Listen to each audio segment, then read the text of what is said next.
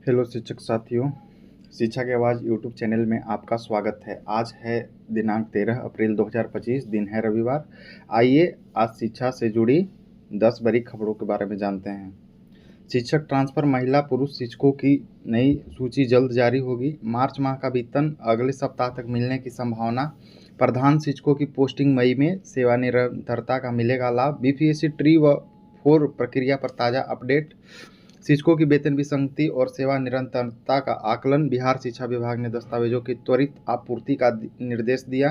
सरकारी स्कूलों के संचालन के लिए गाइडलाइन तैयार होगी। 15 अप्रैल से शुरू होगी एसटीईटी 2024 परिणाम पत्र का वितरण। प्रारंभिक स्कूलों में पढ़ने लिखने की दक्षता की जांच प्रारंभ। आते हैं मार्च माह के वेतन से रिलेटेड अपडेट के बारे में। मार्च माह का वेतन अगले सप्ताह तक मिलने की संभावना।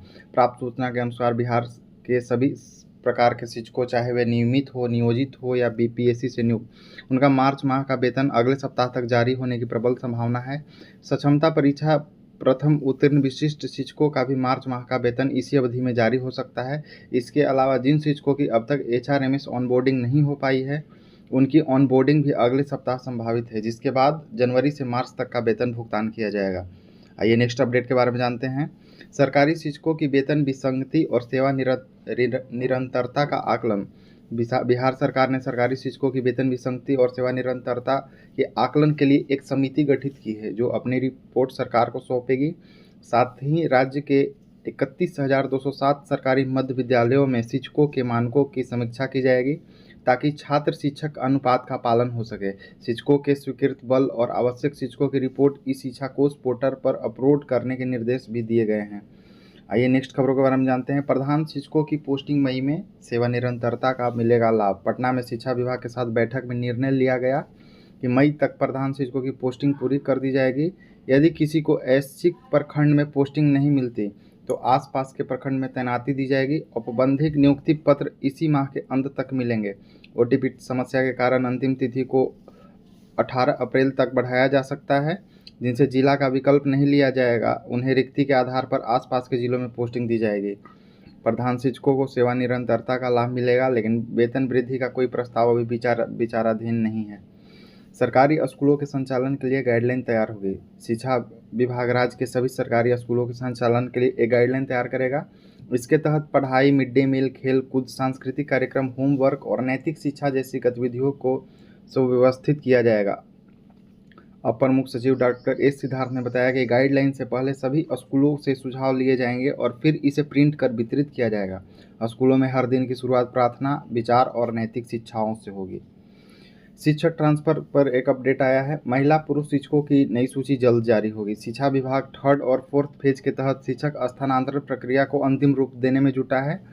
महिला शिक्षकों की 2 सूची, विशिष्ट व नियमित शिक्षिका और बीपीएससी ट्री 1 व ट्री 2 चयनित शिक्षिकाओं की, जबकि पुरुष शिक्षकों की 4 सूची 150 किलोमीटर से अधिक दूरी पर पदस्थ विशिष्ट और बीपीएससी चयनित शिक्षक तथा सभी विशिष्ट और सभी बीपीएससी चयनित शिक्षकों की सूची तैयार की जा रही है।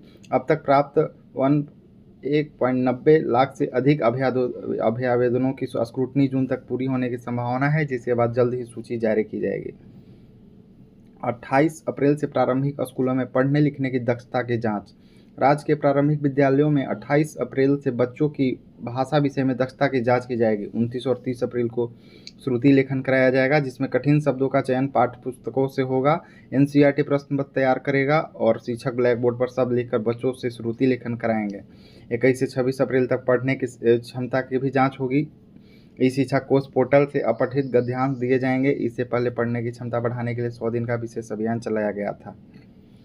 बीपीएससी टीआरई 3 और 4 प्रक्रिया पर ताज़ा अपडेट। बीपीएससी द्वारा आयोजित टीआरई 3 की नियुक्ति प्रक्रिया में देरी हो रही है और अप्रैल में इसका आयोजन होने की संभावना कम है। वहीं टीआरई 4 के संबंध में भी फिलहाल कोई आधिकारिक घोषणा नहीं हुई है, लेकिन यह उम्मीद जताई जा रही है कि जून अंत या जुलाई की शुरुआत में इसकी प्रक्रिया शुरू हो सकती है। बीपीएससी ने स्पष्ट किया है कि टीआरई 4 तब तक शुरू नहीं होगा जब तक टीआरई 3 की प्रक्रिया पूरी नहीं हो जाती। इसी बीच यूट्यूब चैनल्स पर फैलाई जा रही अफवाहों से बचने की सलाह दी गई है, क्योंकि केवल बीपीएससी ही आधिकारिक जानकारी प्रदान करेगा। शिक्षा विभाग ने दस्तावेजों की त्वरित आपूर्ति का निर्देश दिया।